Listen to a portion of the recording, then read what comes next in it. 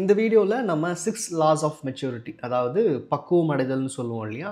நம்ம சில பக்குவம் அப்படின்றது வந்து நம்ம அனுபவபூர்வமாக நம்ம வாழ்க்கையில் ஒவ்வொரு வயதையும் கடக்கும்போது அதில் ஏற்படுற வெற்றி தோல்வி நல்லது கெட்டதன் மூலமாக நம்ம சில விஷயங்களை கற்றுப்போம். அது நமக்குள்ள ஒரு மெச்சூரிட்டி உருவாக்கும். அதே மாதிரி சில விஷயங்கள் நம்ம பார்த்து கேட்டு படித்து இல்லை அதை வந்து ப்ராக்டிஸாக பண்ணி கூட நமக்குள்ளே ஏற்படுத்திக்க முடியும். அப்படிப்பட்ட சில விஷயங்களை இந்த வீடியோவில் நம்ம டிஸ்கஸ் பண்ண போகிறோம். 6 laws of maturity for successful life. அதாவது நம்ம வாழ்க்கையில் வெற்றி அடையணும்னு நினச்சோம் அப்படின்னா இப்போ நம்ம பேச இருக்கிற இந்த 6 விஷயங்களை நீங்கள் ஓரளவுக்கு சரியாக கடைப்பிடிச்சிங்கனாவே போதும்னு தான் சொல்லுவேன். நம்ம சேனல் இப்போ தான் ஃபஸ்ட் டைம் பார்க்குறீங்க அப்படின்னா நம்ம லா ஆஃப் அட்ராக்ஷன் மேனிஃபெஸ்டேஷன் சம்மந்தமாக நிறைய விஷயங்கள் நம்ம சேனலில் ஷேர் பண்ணிகிட்ருக்கோம்.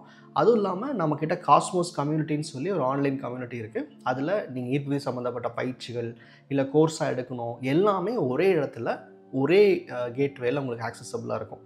ஸோ அந்த காஸ்மோஸ் கம்யூனிட்டியில் ரெகுலராக ஆன்லைன் மீட்டிங்ஸ் இருக்கும், நிறையா ஒர்க் ஷாப்ஸ் இருக்கும், செஷன்ஸ் இருக்கும். இதெல்லாம் தனித்தனியாக ஜாயின் பண்ண வேண்டியதில்லை, கம்யூனிட்டியில் இருந்தீங்கன்னாவே போதும்.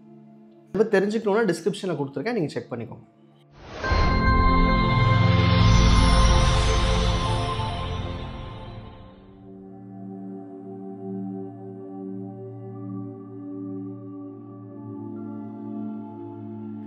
மெச்சூரிட்டின்றது வயதின் காரணமாக வரக்கூடியது கிடையாது. சில நேரங்களில் ரொம்ப சின்ன வயசாக இருக்கிறவங்க கூட நிறைய அனுபவங்கள் மூலமாக இல்லை புரிதல் மூலமாக ரொம்ப மெச்சூர்டாக இருப்பாங்க. ஸோ அனுபவன்றது நமக்கு வயதாகணுங்கிற அவசியம் இல்லை, அதை சரியாக புரிஞ்சிருந்தாவே போதும். முதல் விஷயம், கீப் யுவர் பிளான்ஸ் ப்ரைவேட். அதாவது நீங்கள் செய்ய போகிற எந்த ஒரு விஷயத்தையும் ஓப்பனாக ஷேர் பண்ணாமல் இருக்கிறது, தெரிஞ்சவங்களுக்கு உடனே அதை ஷேர் பண்ணாமல் இருக்கிறது. காரணம் என்ன? இப்போ நிறைய பேர் சொல்கிற மாதிரி கண்ணு பட்டுரும், அதெல்லாம் அடுத்த விஷயம். முக்கியமாக என்ன அப்படின்னா, நீங்கள் உங்களோட ஒரு புது செயலை இல்லை ஒரு விஷயத்தை நீங்கள் ஷேர் பண்ணும்போது வெளியிருந்து நிறைய ஒப்பீனியன் வரும், வெளியிருந்து நிறைய ஐடியாஸ் வரும், எல்லாம் நேராக இருக்காது. ஆனால் உங்கள் கூட பழகிறவங்க இந்த விஷயத்தை நீங்கள் சொல்லும்போது அவங்க ரெஸ்பான்சஸ் எப்படி இருக்குன்னா, அவங்களுடைய பயம், அவங்களுடைய அனுபவம், அவங்களுக்கு அதில் இருக்கிற புரிதலை வச்சு தான் அவங்க கூட அதை பற்றி பேசுவாங்க. ஸோ நம்ம எடுக்கிற முடிவுகள் சில நேரம் செயல்படாமல் போகிறதுக்கு உண்மையான காரணம்ன்றது நம்ம அந்த விஷயத்தின் மேலே இருக்கிற அந்த நம்பிக்கையை அடுத்தவங்ககிட்ட ஷேர் பண்ணும்போது கொஞ்சம் கொஞ்சமாக குறைச்சிக்க ஆரம்பிப்போம். ஏன்னா அவங்க ரெஸ்பான்ஸ் எப்படி இருக்குது, அவங்க எக்ஸ்ப்ரெஷன்ஸ் எப்படி இருக்குது, அவங்க அதை ஏற்றுக்கிறாங்களா இல்லையான்றதில் நம்ம ரொம்ப தீர்க்கமாக கவனிப்போம். எப்போவுமே வந்து உங்கள் பிளான்ஸை வந்து அடுத்தவங்ககிட்ட ஷேர் பண்ணாதீங்க.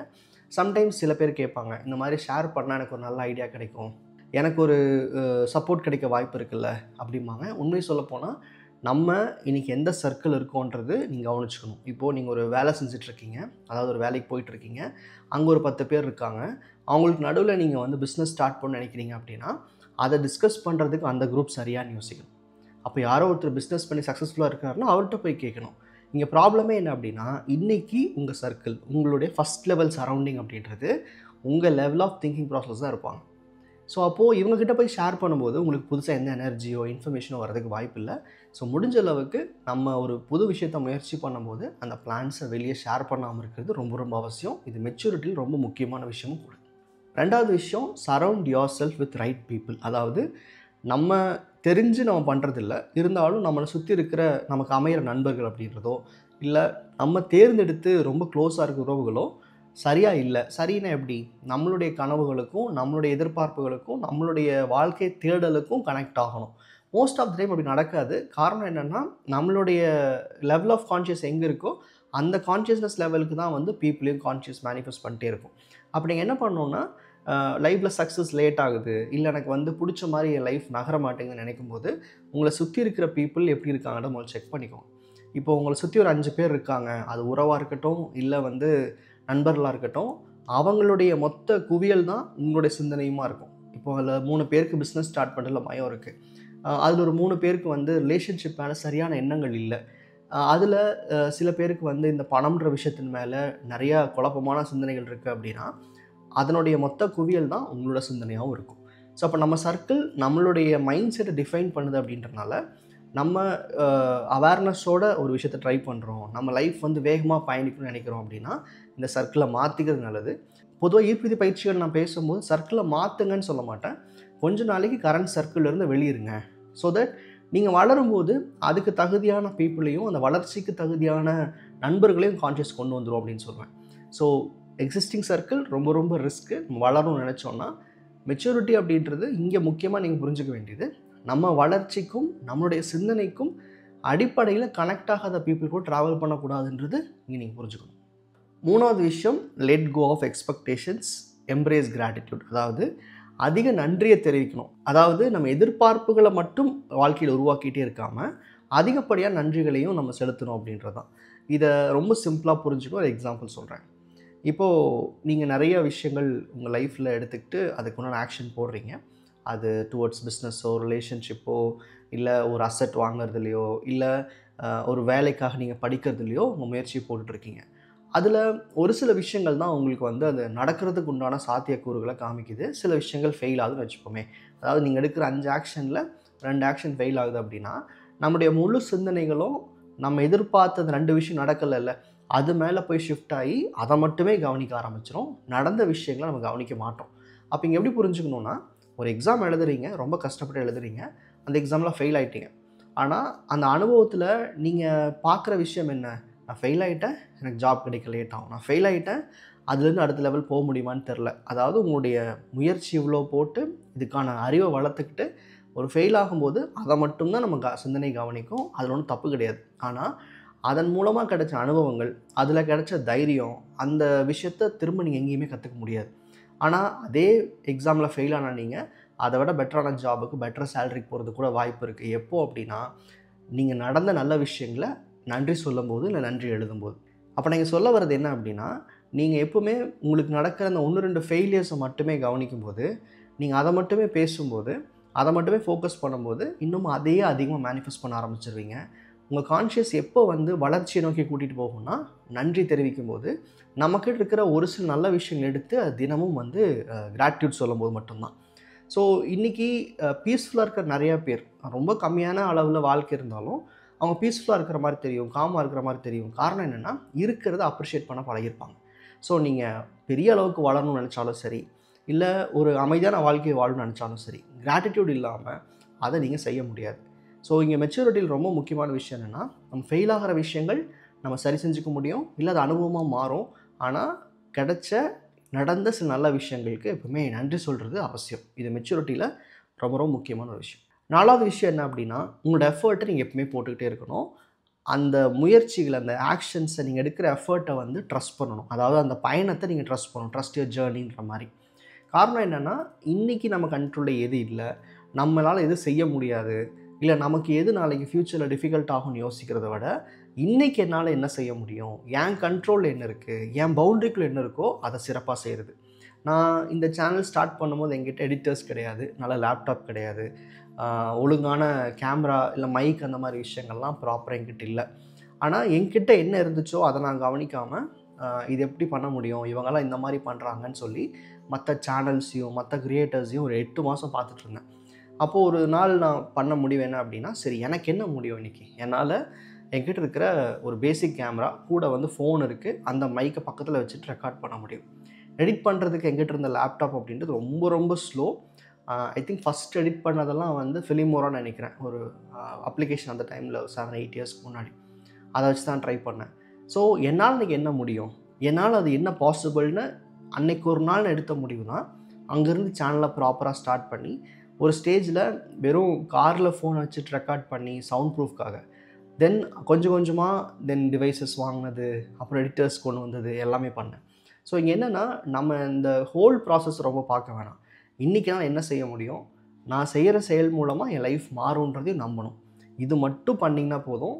நீங்கள் இன்றைக்கி வந்து ஒரு பெரிய பிளானை வச்சுக்கிட்டு ரொம்ப யோசிச்சுட்ருக்கீங்கன்னா அதுக்கு கூட இதுதான் காரணம். உங்களோட அந்த ஹோல் ஜேர்னி ரொம்ப கவனிக்கிறீங்க. ஜஸ்ட் ட்ரஸ்ட்டை வச்சுக்கிட்டு இன்றைக்கி என்ன முடியுமோ அதை மட்டும் ஸ்டார்ட் பண்ணுங்கள். இந்த மெச்சூரிட்டி நீங்கள் உணரும் போது என்ன நடக்கும் அப்படின்னா, இன்றைக்கி நம்ம ஆரம்பத்தில் படுற கஷ்டங்கள் போக போக இருக்காது.